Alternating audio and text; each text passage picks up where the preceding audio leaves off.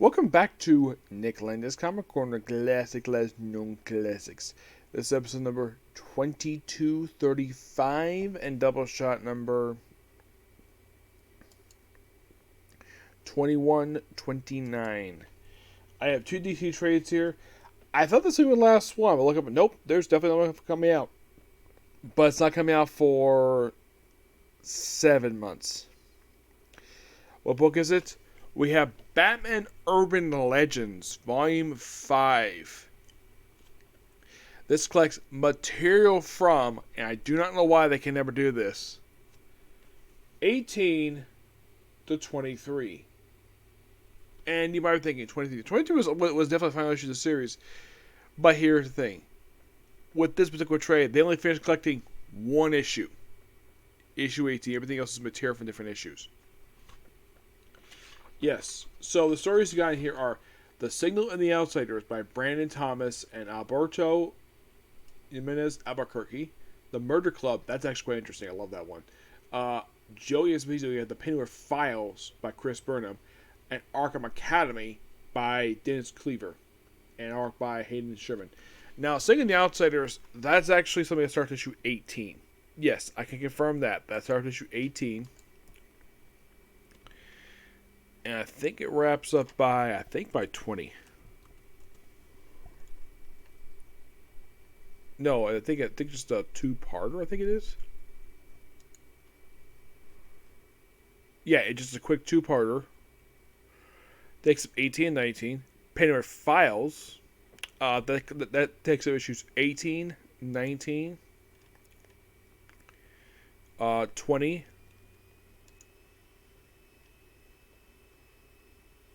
And that's it. Then we have Arkham. Then we have also Murder Club. Murder Club is a 4-parter. It starts issue 20, goes straight to 23, and Arkham Academy starts from issue 21. I think it concludes with 23. I think it is. Yeah, 23. Yeah, it's like basically this book just put in here half the stuff that was put in 23. And it's the same thing for 22. 21. Yeah, 21 is the same thing. How about 20? 20. It's like just 2 out of like 1. Like basically Pennyworth Files for issue 20 is basically from the second story in the book. And Murder Club is from the last one. But 18 is technically the only one that actually you can say they kind of finished. Yes, they kind of did. Now, Signal and the Outsiders basically is in their outsider story. But this one focuses on Duke Thomas. And the whole point of this one is looking for his mother. Yes. Which is a long-running plot thread in DC Comics that's been going on since Endgame. Yes, I believe it was Endgame, basically when she was Jokerized and she was found. She disappeared. She was found that she disappeared again, and here they finally wrapped up this plot thread. That's going now for, let's see, how long ago was Endgame? Like, I think by the time they wrapped up in these issues here, this plot thread has been going on now for about 8 years. Yeah, it's just a long-running plot thread. I love with the Outsiders in here, which the Outsiders members of this incarnation. Now, for some reason, Cassandra Cain is not on the roster at this point in time, so we just have Katana. It's Katana, Metamorpho. Yeah, Metamorpho's back with the Outsiders. Black Lightning, The Signal, and Batman. That's your 5-man lineup. Well, Batman says, "Oh yeah, I'll join for 5th chair," but he's not leader of the team. Who is leader of this Outsiders team? I think it's supposed to be Black Lightning, if I'm not mistaken. Yep. It's an absolute really good story. Murder Club, I love this one. Where somehow, some way, Dr. Thomas and Martha Wayne have been transported to the future from the events of their deaths. That was explained in the flashback years ago. Well, basically years before Bruce Wayne became Batman. And like, everyone has to hide in the Batcave except for, well, Batman, Bruce Wayne, of course. And eventually, we have this really cool point in the story where Damian meets his grandparents for the first time. And of course, when they see him, it's like, Bruce? Like, no, my name is Damien. Bruce Wayne is my father. And of course, like, he does note to his grandfather, like, he thought he was gonna be shorter. I thought this is a really good story, and I got handed to the writer of this one, Joey Esposito. He did an excellent job with this particular story. It's only 4 issues. It's a 4-part story, but it's excellent.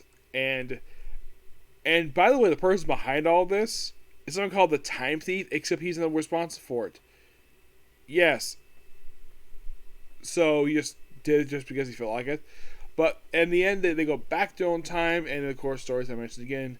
The Arkham Academy stuff, this was quite interesting. We have potential villains, like people who, that's the whole point of Arkham. But I think the Arkham Academy idea is just sort of a parody idea from Gotham Academy.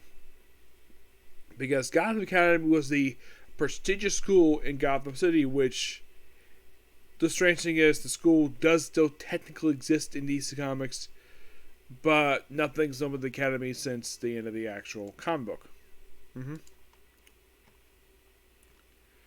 Yes, for some reason that's pretty much like that. I have no idea why in the world this is.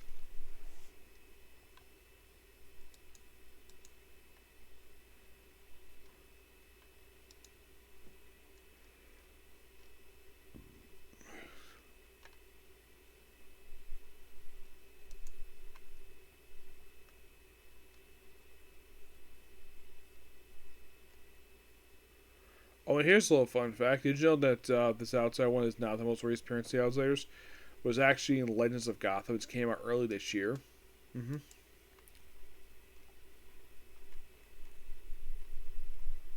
Yeah.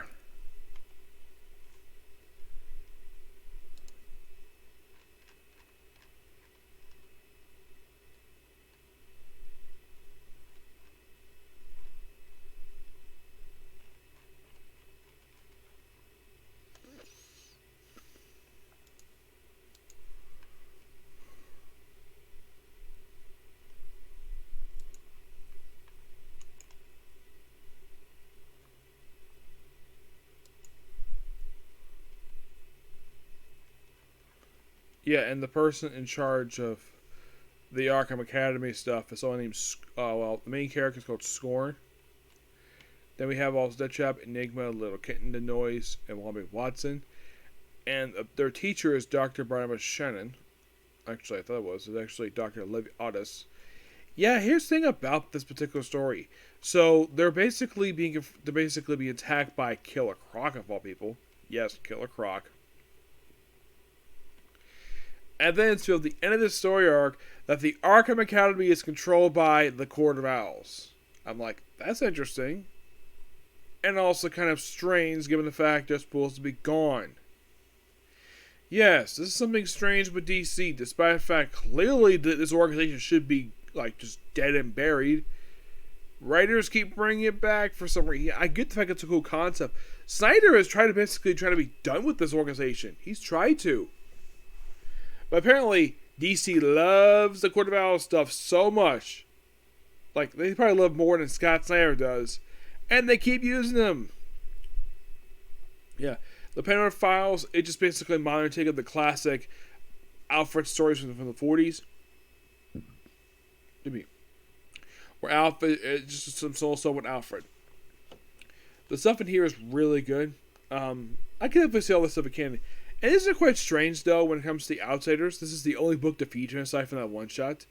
No ongoing series of them. Like, as cool characters as they are, they should get an ongoing series. But this book is really good. I give this book a 9.5 out of 10. We're not done yet with this series. Still one more trailer left to go. And hopefully, that will finish up collecting this series.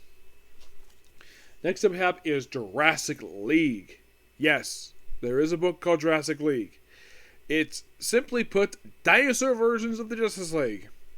That's literally the concept of this book. It is written by